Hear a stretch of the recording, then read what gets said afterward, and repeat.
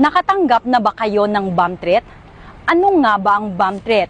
At ano ang mga dapat gawin kapag nakatanggap ka ng mensahe tungkol dito?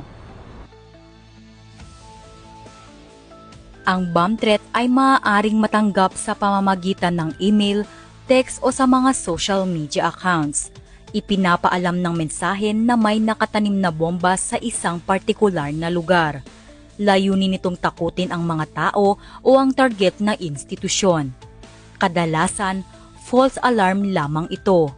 At minsan, ginagawa ito ng mga individual na may intensyong gumawa ng karahasan. Ano ang dapat gawin kapag nakatanggap ng bomb threat? Una, huwag magpanik at i-report kaagad sa pinakamalapit na police station ang natanggap na bomb threat para sa agarang pakikipagkoordinasyon sa PNP Anti-Cybercrime Group at sa AOD K9 unit ng PNP. Sa ating mga kababayan, ito ang mga mahalagang hakbang upang siguraduhing ligtas ang lahat.